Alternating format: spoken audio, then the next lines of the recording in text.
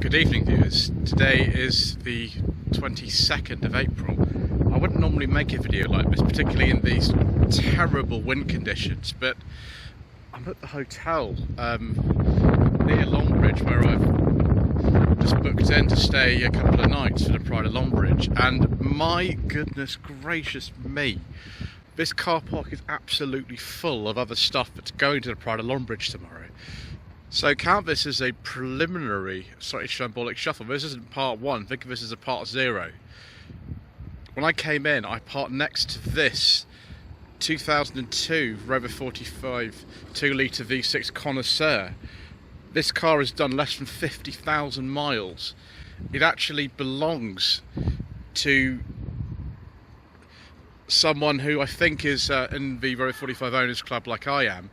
I'd never met the gentleman, I forget his name, but this is actually the car from the 2002 motor show. It's got Birmingham plates on it. It says MG Rover Direct on the plates. It's immaculate, this car. Sorry about the lighting, by the way. It's not very easy filming in the evening sometimes, but it's also got a beige leather interior. It's got a beige leather steering wheel. And help, and help, and help. I'm just going to have to go and calm down this evening, aren't I? Because, I mean, my car's looking sort of shiny. It's the sort of best as it sort of ever looks, really. But compared with that one, I think I've got some competition tomorrow, viewers. That's all I can say. 2017 MG3 Style Plus, or Style Lux, maybe. Yeah, we'll see if it is. Yes, it is, because it's got the leather seats, so it'll be a Style Lux or Style Plus. Little body graphics, you could get these are standard actually on these. Someone's, I think, fitted a fog lamp kit on there as well. I knew these existed, but I've never actually seen one of them with it. So that is really quite remarkable. I used to have an MG3 from 2014 that was a freestyle, so I do know these cars really, really well. Also got some wind deflectors on there. Style models, Style Plus or Style Lux, they all had the same wheels on them. This is a start-stop model, by the way, because of the grille. So January 2016 onwards. We'll see if it's got the rear parking sensors, which it will do. Yeah, it has, and well, it's got a little sort of thing there. I presume that's a little scuff plate to stop you scuffing the paint you opening something out of the boot. Right, let's go to the next part of the car park and see what other delights there are. Well, viewers, Rover 200 BRM. This is apparently a BRM turbo. The BRM was based on the 200 VI, and I think was launched late 98, early 99. They didn't make a lot of these, and they struggled to sell them at the time. But you know, unique paint on this. It's also got the orange air intake on it, red leather interior. They didn't make a lot of these. Wheels are very similar to my 45 V6, but not exactly the same. So they had a bit of red leather there. That's very special, viewers. There are not many of these around, and they're going only one way up in value. Very, very nice MG ZT here. Someone's part of this B75 and ZT enthusiast group. Don't know what year this is exactly, because it's got a personal plate on it. But it's a ZT 190. I've actually driven one of these cars, but it was the ZTT, was the estate version. I love this colour. It's absolutely beautiful colour. Of course, it's immaculate. What else do you expect? Next, we have this facelifted. Some people call it a Mark II Rover 45. I've actually driven one of these myself on the channel, but I actually used to own one as well. I owned a post facelift one like this. I don't know exactly what spec this is. It looks like it's something like a Connoisseur or Connoisseur SE, because it's got the leather interior. Climate controls in here from a Pagani's on. I don't know if this colour is a monogram one or not. It looks like it might be. Got the headlamp washers as well, so this is quite a high spec one. And with those wheels as well, the chrome mirror finishes. I think this is a Connoisseur or Connoisseur SE. Not exactly sure. So yeah, they're relatively rare because they only made these for about a year. Let's move on to the next one.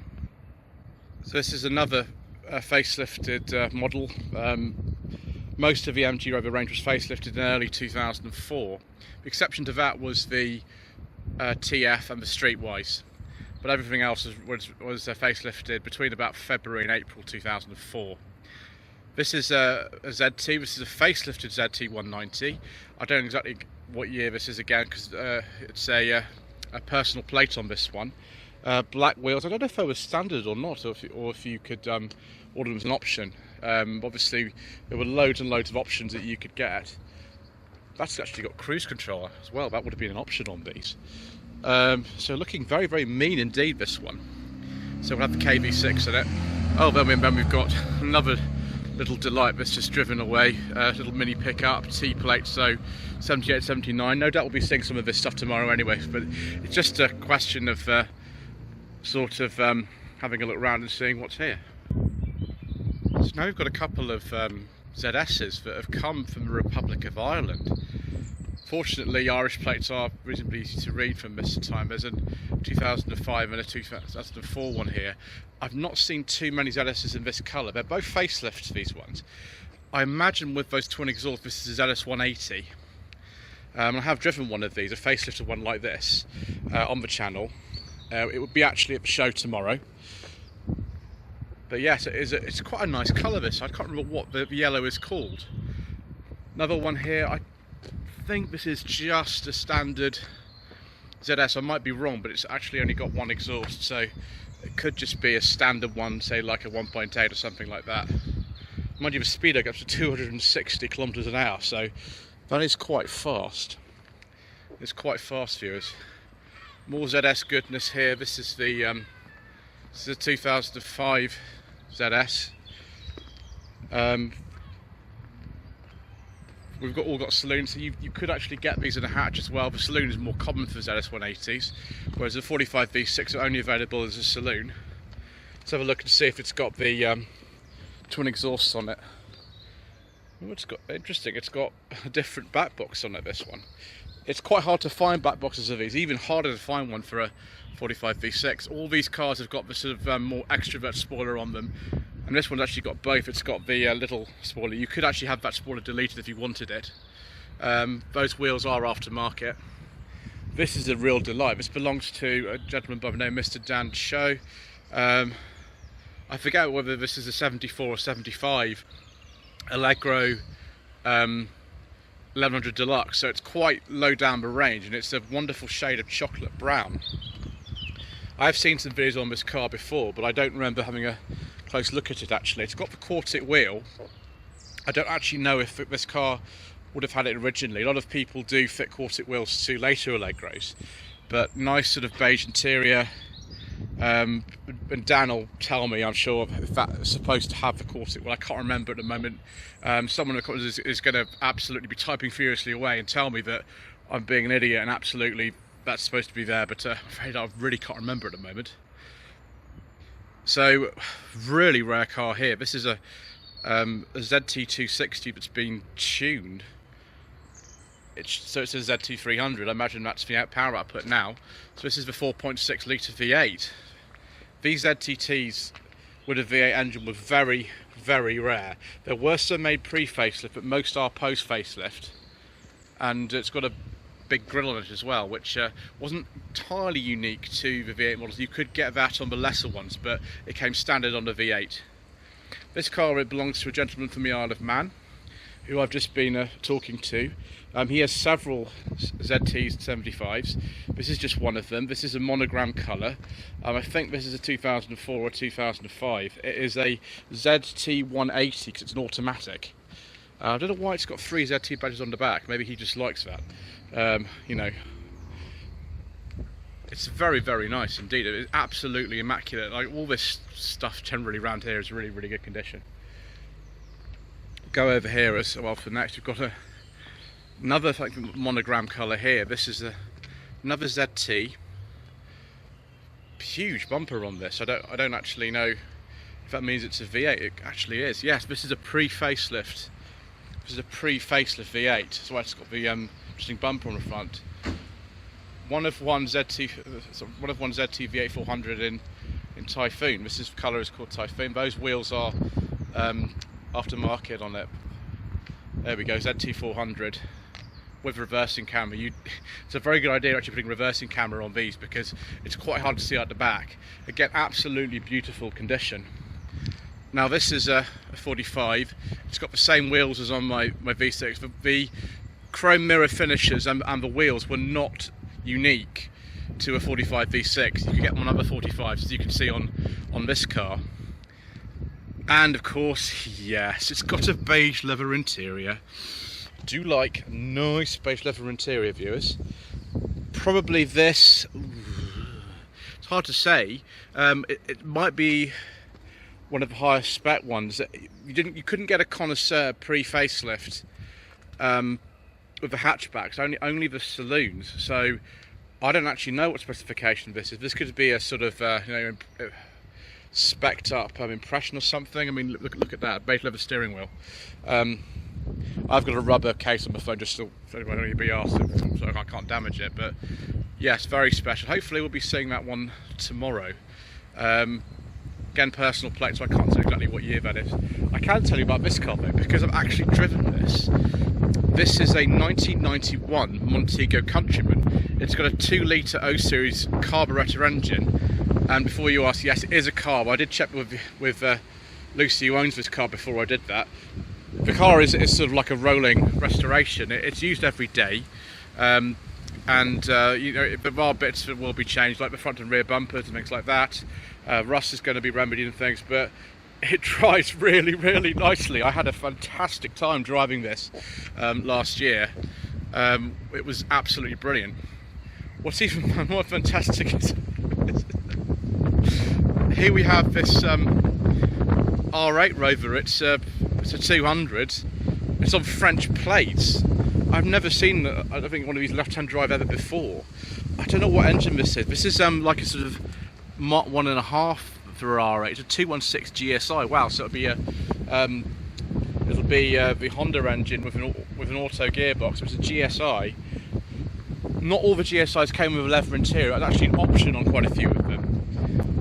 With these lights, it would be somewhere between about late 92, early 93, because later on, I think 94, it got the sort of full grille, like the Nightfall red car over here. This is another car owned by the same family who owns that Montego. This is a Bulgarian roader car Maestro. It's owned by a gentleman by the name of Steve.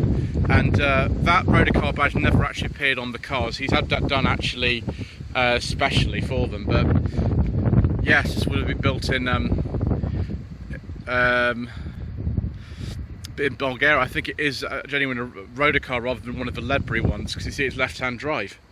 There were some that were actually made over in Bulgaria, and then they ended up in various countries, like the white one that Steve has, that I filmed on the channel actually earlier on last year.